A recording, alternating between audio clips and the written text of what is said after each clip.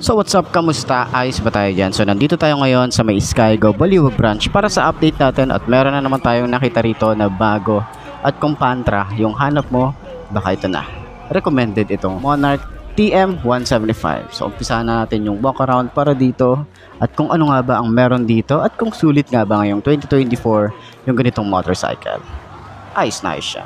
Always do it on my own, so I gotta get through it. And the only thing I know is to love what I'm doing. Never give up, never slow, till I finally prove it. Never listen to the no's, I just wanna keep moving. Keep my head up when I act, head up, that's a fact. Never looking back, I'ma keep myself on track. Keep my head up, staying strong, always moving on. Feel I don't belong, tell my So yun nga, para sa mga presyo, papakita ko na lang din dyan sa screen nyo. At yun nga, meron silang dalawang kulay dito. Itong kulay red at kulay blue.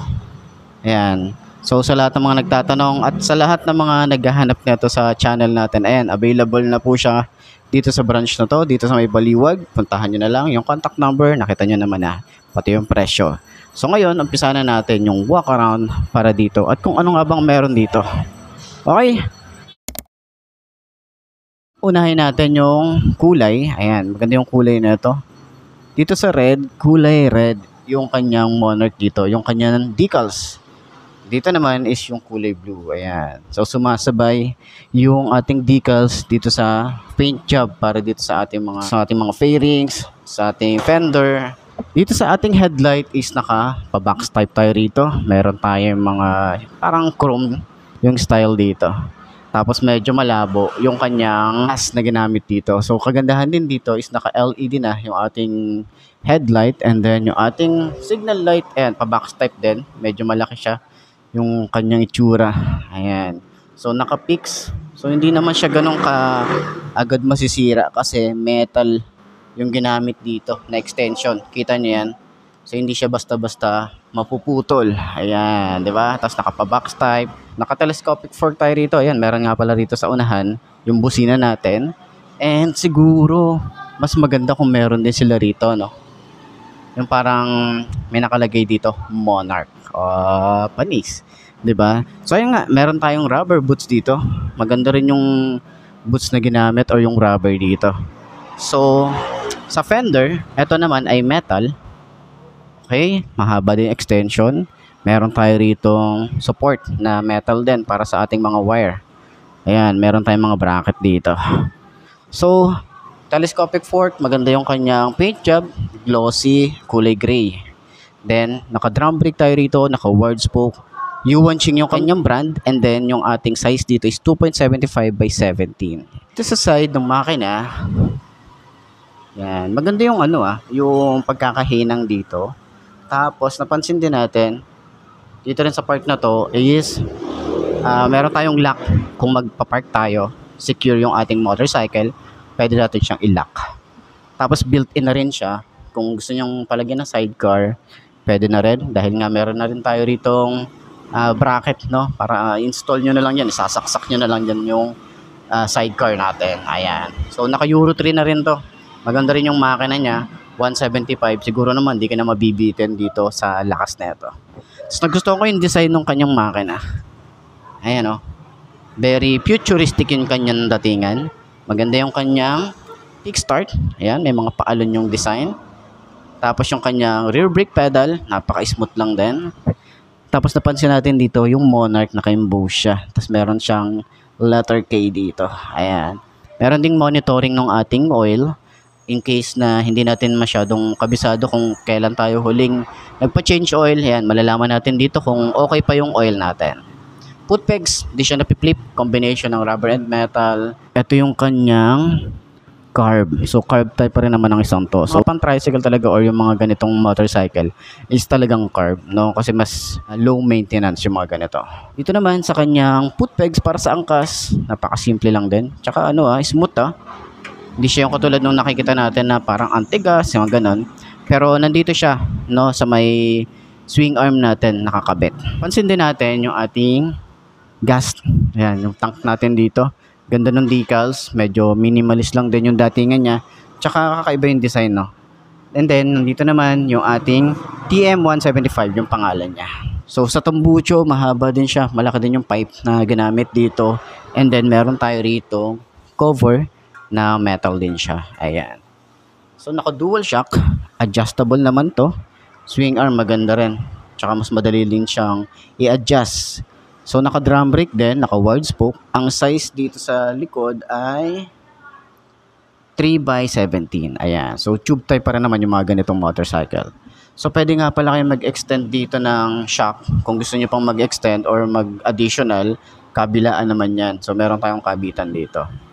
Pero kung medyo okay na sa inyo yung shock niya, ayan, okay na yan, diba? Bracket, meron na rin tayo rito. Built-in na rin. So, kung gusto nyo maglagay ng top box, pwede na rin yan dyan. Ayan. So, at least di ka na bibili ng additional na bracket. Yung ating signal light, so box type din siya, same lang din dun sa harap. And then yung ating tail light is naka-LED na rin to. Ayan, kita naman natin masisilip naman natin.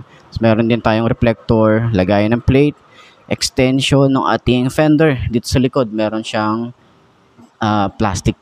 Ayan. So, kung gusto nyo tanggalin, pwede nyo naman tanggalin yan. Meron siyang screw dito. Pero para sa akin, okay na siya. Meron siyang Monarch na logo. Ayan. Side naman, meron din tayong chain cover. Yung ating sprocket, sa mga nagtatanong kung anong size nito, is 42T. Naka-dual shifter din tayo rito. At yung ating foot pegs, same lang din doon. Di rin siya napipflip at combination rin siya ng rubber and metal. So, maganda rin yung design dito ng makina. Gusto ko yung paint job na ito. Tapos ito yung tsura yung, ano niya, yung side. Ayan. Side stand. Uy, napaka-smooth lang din. Yung ating side stand dito. Ayan. So, sa upuan, sobrang kapal din yung ating foam na ginamit dito. Tsaka yung lambot, sobrang lambot din niya. Okay, so meron tayong 175 dyan. Dito sa side. Tapos yung tangke natin, malaki talaga yung tangke. Ayan. Sa handlebar, naka-upright position tayo rito. Switches niya mukhang mas goods to. Maganda yung plastic na ginamit dito ni Monarch. Ayan. So, dito naman sa side, meron tayo ritong on and off ng kanyang park light and headlight. Ayan, kita nyo ba? Mag-focus ka. Ayan. So, meron din tayong built-in hazard, electric starter, meron tayong rubber, support dito sa ating lever. Uy, napaka-smooth lang din ng lever niya. Matte finish naman to. Ayan. Sa grip, maganda rin yung grip niya. Medyo payat lang. Saktong-sakto lang sa kamay natin. Yung throttle, ito medyo malalim pero responsive siya. Diba? Kita nyo ba yan? Responsive siya. And then, dito naman sa side, meron tayong busina, left and right, signal light, high and low. Then, yung clutch, napaka-smooth lang din. Meron din tayong rubber dito. Ayan. Ignition, simple lang din. Uy, meron ako napansin dito. Meron tayo rito ang USB charging port. Ayan panis. 'Di ba? Para sa long ride na biyahe, kailangan nyo mag-charge. Ayan, meron tayong USB charging port dito. Papansin nyo dyan. Ayan, 5 volts naman siya. Ignition, simple lang. Tapos, maganda yung kanya susi, Ayan, meron siyang logo ng Monarch. Kabilaan, dalawa. Ayan. Ignition, and then, yung ating panel, combination ng analog and digital. Ayan, so dito, digital, dito sa side, is yung kanyang RPM. Signal light, isang blink lang to, and then pag naka-high beam. Yan yung ating panel gauge. So, ngayon, sakyan naman natin kung abot ba ng 5 to nakagaya ko itong motorcycle na to. So, ayos na siya. Always do it on my own, so I gotta get through it. And the only thing I know is to love what I'm doing. Never give up, never slow, till I finally prove it. Never listen to the no's, I just wanna keep moving. Keep my head up when I act, head up, that's a fact. Never looking back, I'ma keep myself on track. Keep my head up, staying strong, always moving on.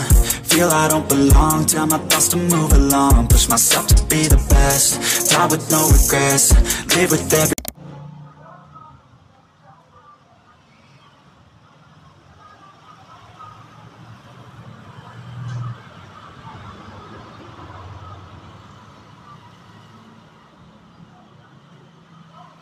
So, ayan, para sa 5 to nakagaya ko, tingkad tayo rito. So hindi tayo naka-boots ngayon, naka-regular shoes lang tayo rito. Pero magaan yung motor, okay siyang i-handle, madali siyang maneuver, and yung kanyang shock sa harap, no? Maganda yung play, maganda yung kanyang brakes. Talagang kumakagat siya kahit sobrang lambot niya. Okay din yung ating upuan, malambot din. Tsaka good for long ride siya. Yung ating turning radius, sakto lang naman. Hindi naman siya ganun kalawak, pero sakto lang to para lumiko tayo ng maayos. So, ayun na nga. Sana nakatulong tong video na to sa lahat ng mga gustong kumuha nito. Nakita nyo naman na yung number and yung kanilang price kung magkano nga ba itong motorcycle na to. So, ayun. Sana nakatulong tong video na to. So, ayos na ayos yan. So, ayun na nga mga best, no? Ito na ba ang motor na babagi sa'yo? Kung ito na nga ay markahan mo na yan at mag-subscribe ka na sa aking YouTube channel, i-click mo na rin yung notification bell para updated ka sa lahat ng videos na upload natin. Dito araw-araw so laging tatandaan, wala sa brand ng motor ang itatagal yan. Kung di na sa pag-aalaga mo yan, tatagal yan. Ayos na ayos yan. So, kita-kita na lang ulit tayo bukas. I'm Mark D. Ciao. Maraming salamat sa inyo. Babush. Haha. Yeah, let me in, yeah.